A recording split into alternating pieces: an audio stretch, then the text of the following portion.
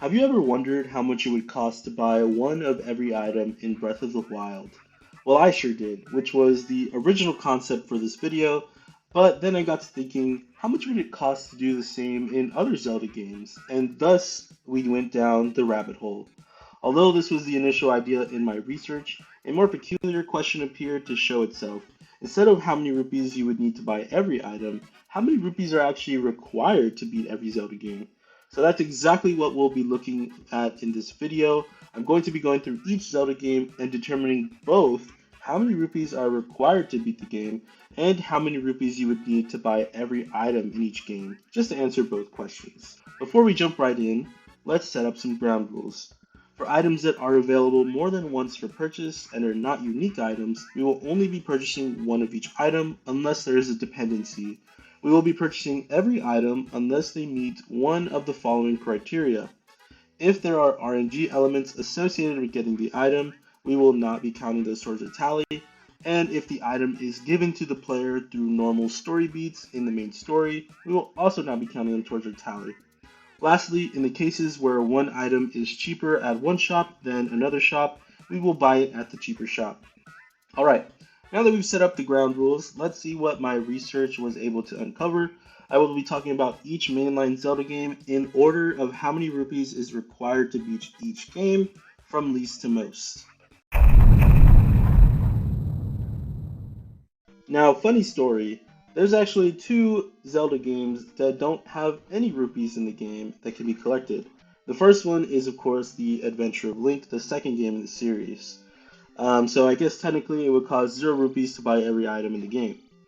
The other Zelda game that doesn't require any rupees is Four Swords Adventure. This game actually utilizes Force Gems that the player can collect, and since Force Gems aren't rupees, we will skip this game as well and continue on. The first game we're going to be talking about is the Phantom Hourglass. This game starts the trend of not requiring any purchases in order to beat the game. There are still plenty of items that you can buy, such as extra bomb bags and the courage and power gems, as well as a full heart container. However, I do need to mention that some stores will sell random ship parts and random treasures depending on the day, and because they rely on RNG, they will not be counted towards our tallies.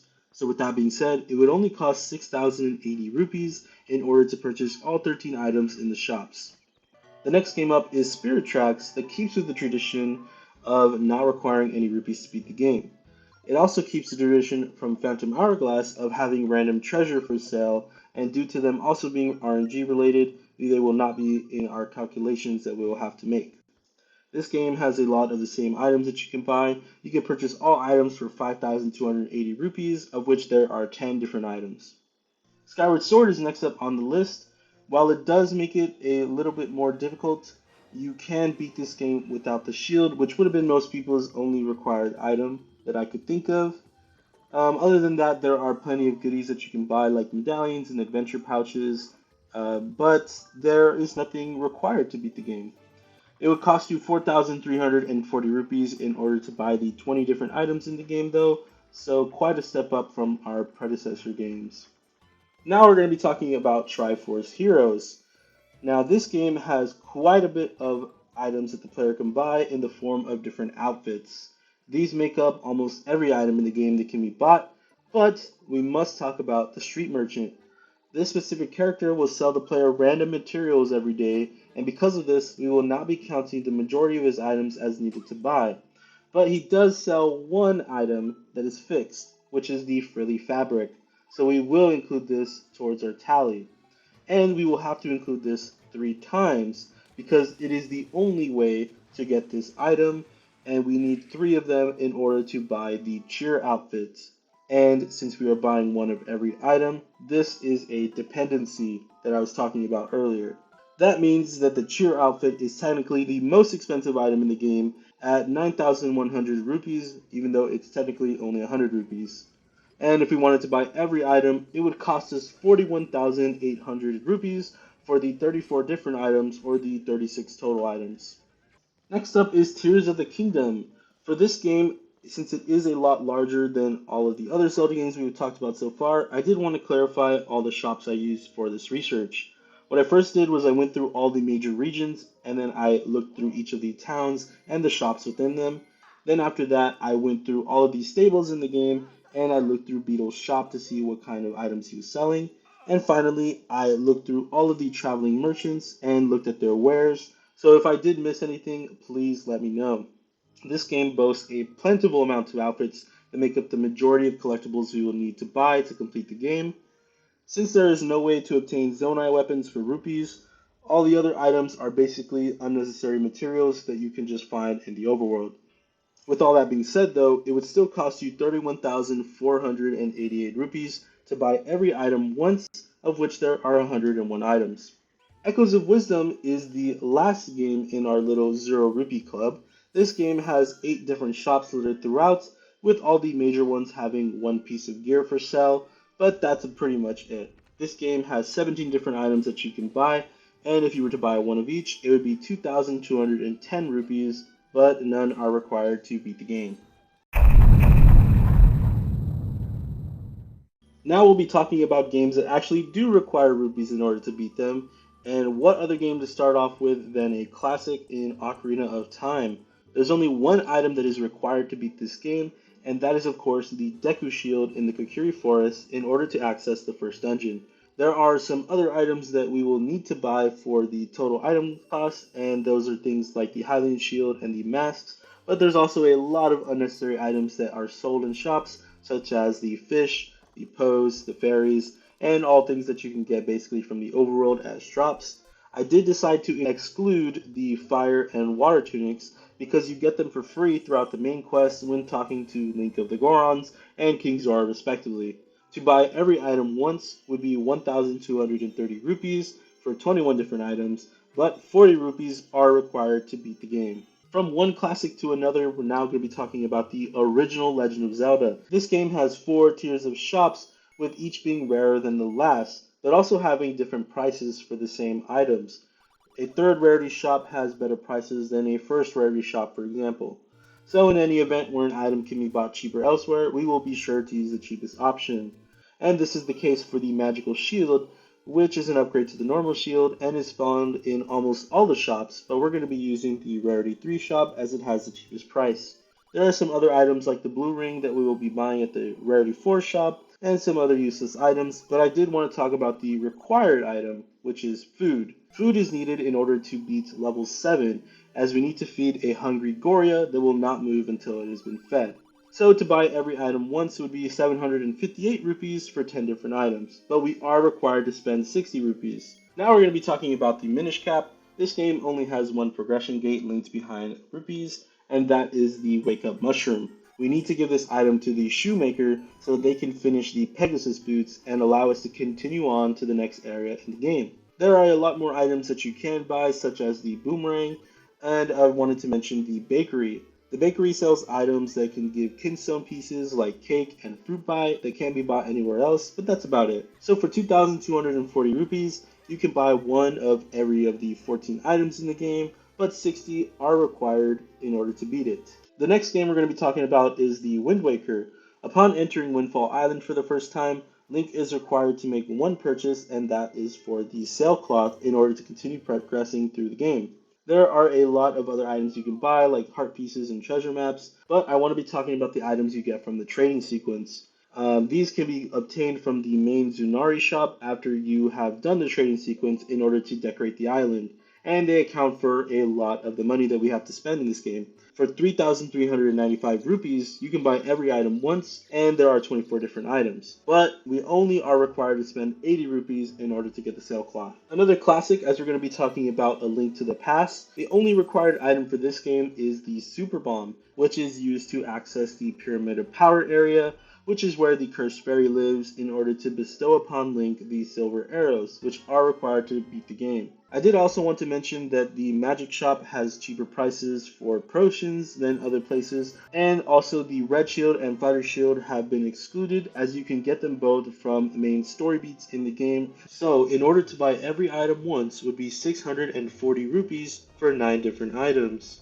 with us needing 100 rupees in order to get the Super Bomb. The last game on our next tier of games is Majora's Mask. Now this game has a black market shop that will sell any items you accidentally lose at a very high price, but luckily all of the items sold are items that are gifted to us, so we don't need to worry about having those. There are two required items though, and those are the bomb bag and the powder keg. The bomb bag is used to gain access to the Snowkeep area of the game, and the powder keg is used to get to the throne room in Ikana Valley in order to learn the Elegy of Emptiness. There are some other fun items that we will be buying, namely the Chateau Romani, which is one of the more expensive potions in the game, but in order to buy every item once, it would only cost us 1,185 rupees for 16 different items. But we do have to spend 100 for the powder keg and bomb bag.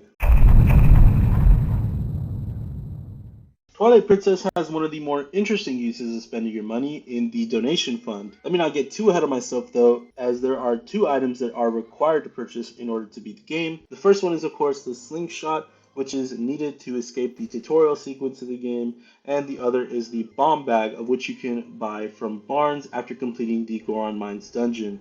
But as far as items, the most troublesome one appears to be the magic armor. In order to obtain this, we will need to donate money to the Mallow Mart Fund so that Mallow can buy the shop in Castletown and lower the price of the armor. This would normally cost us 1,000 rupees to repair the bridge and 2,000 rupees to actually buy the Castletown shop. However, if we are to complete the spring water side quest, which involves us bringing some water to a Goron, we can not only reduce the price of buying the Castletown shop from 2,000 to 200 rupees, but we also ensure that the magic armor will be reduced from 998 rupees to 598 rupees. So for 2,394 rupees, we can buy every item once for a total of 17 items if you count the donation fund as an item. But either way, we are required to spend 150 rupees to beat the game. The next games are the Oracle games. I'm going to be talking about Oracle seasons first, as there is one item that is required to beat this game, which is the treasure map, and that is used to access the Tarm Ruins, where one of the dungeons is. Other than that, there's nothing really else to say. This game offers 7 different items that you can buy for a total of 960 rupees, but we are required to spend 200 on that treasure map. Oracle of Ages is a little bit more interesting. The only item that you are required to buy is the magic potion, which is also used to give to King Zora in order to gain access to a dungeon in the game. I did want to mention for both of these games though, magical rings can be bought and used to turn into a random ring that gives Link abilities. But since it counts as an RNG mechanic with the rings, we're not going to be requiring them to be purchased. So with that being said, there are still 7 different items in this game, but it would cost you 1,260 rupees to buy them all, and you are required to spend 300 on the magic potion. I bet you weren't expecting to see this game so high up, but next up we have the reason I even wanted to make this video. How much would it cost to buy one of everything in Breath of the Wild? But first let's talk about the one required thing you need to buy in this game. The female Gerudo outfit. Now we could say you go straight to Ganon, beat the boss, and call it a day, but that's lame, and we're also going off the assumption that you complete the main quest, which means we have to free the divine beasts. With that in mind, it is impossible to get into Gerudo Town without purchasing the outfit from Benja. Other than that, there are some ancient Sheikah items that you can buy from Cherry, and a lot of unnecessary materials that you can find in the overworld. I did want to highlight that some items are able to be bought at a discount from the traveling merchants if you talk to them when it is raining to save a couple rupees. This includes stuff like the fresh milk, the goat butter, and bird eggs. With all that being said though, if you were to buy every item once, it would cost you 35,403 rupees for 125 different items. And you need to spend 600 in order to buy the outfit. We have entered the top 3 with Link's Awakening being next up, as it has 2 required items that you need to buy. The first one is the bow, and it is needed in the last dungeon of the game, Turtle Rock, for a puzzle. It is the second most expensive item in the game at 980 rupees. The other item we need to buy is the shovel, which is needed to get the slime key in the pothole field and costs 200 rupees. The next thing I want to talk about are chamber stones in the remake. There are 7 different chamber stones that we can buy, but because they all have the same name and they're not unique, I will be counting as only needing to buy 1. And lastly, we have the secret medicine, which actually has a fluctuating price depending on the number of enemies you've killed. If you have an even amount of enemies slain, then it will cost 28 rupees, but if you have an odd amount, then it will cost 42 rupees. so of course we'll use the cheaper option. So, to buy every item once would cost you 2,718 rupees for 9 different items. But we will have to spend 1,180 rupees on the shovel and the bow. Next up is A Link Between Worlds, and I bet a lot of people were assuming this was the game that was the most expensive to beat, but it's actually second. This game has a fun rental system mechanic that actively requires you to buy items as you play the game in order to progress. I am going to say that I'm assuming all items are bought to keep in order to beat the game, as if you die at any point, you lose the items, and while you could just not die in the playthrough, the average player will die at least once, and that would make for a pretty big sunk cost if we were holding a lot of rented items. The only item that Ravio sells that is not required to beat the game is the boomerang, and he has a lot of other items with pretty steep prices. On top of that, the first 3 items must be rented and then bought, which increases the amount needed even more. However, once you can buy items straight up, we want to make sure we buy either the ice rod or the fire rod, as your first purchase will be half off, which gives us the most money saved by buying one of these as they're the most expensive item. Additionally, the smooth gem and the big bomb flower are also required to buy, as you need the smooth gem in order to gain access to the Zora area and the bomb flower in order to gain access to the swamp palace. This game also holds the most expensive item in any Zelda game that can be bought. For the max wallet amount of 9,999 rupees, you can buy the Golden Bee in Low Rule. This would heavily skew our total cost, but luckily there is an old man who sells one to Link in a cave for 888 rupees instead, so we'll use that number since it's cheaper. This means it would cost 9,633 rupees to buy every item once, of which there are 24 different items, and we are required to spend 7,110 rupees in order to beat the game. For anyone who doesn't like my assumption of needing to buy the items, it would cost you 460 rupees to rent all the items, and on top of that, you would add another 400 for the smooth gem and the big bomb flower, which would lead to a total cost of 860 rupees to beat the game. Last up, our most expensive game is Four Swords on the Game Boy. This game has 3 items that the player works towards, and they are all required to get the true ending of the game. Basically, after each level, you work towards having enough rupees to obtain one of the keys needed to enter Vadi's palace, which is gifted to you by the Great Fairies. The 3 keys, being the silver, golden, and hero keys, each require the player to reach 1,000, 3,000, and 5,000 rupees respectively. And since there are 3 levels each, with 3 keys that must be required sequentially, that means it would cost 27,000 rupees to get the true ending of the game. And there you have it. Quite the underwhelming end to our Zelda research, but that is the amount of rupees that are required to beat every Zelda game. I hope you all enjoyed the video. As I do the outro, you can see them listed both from least to most rupees required to beat the game, and least to most rupees to buy every item in the game. Thank you all so much for watching, and thanks for watching my last video as well. It really popped off and I really appreciate it. Let's see if this video can get some similar results, and if you all enjoy this kind of content, let me know, because I have some similar things I would love to research within the Zelda series. With that being said though, my next video will probably be a recurring video in my game development series, as I've gotten back into working on it after my time off during the holidays. Also, don't forget to like, comment, and subscribe. It really helps me out. And if you want to see all the resources I used, I will have them all down below in the description. But yeah, thank you all so much for watching once again, and I hope to catch you all in the next one. Bye bye.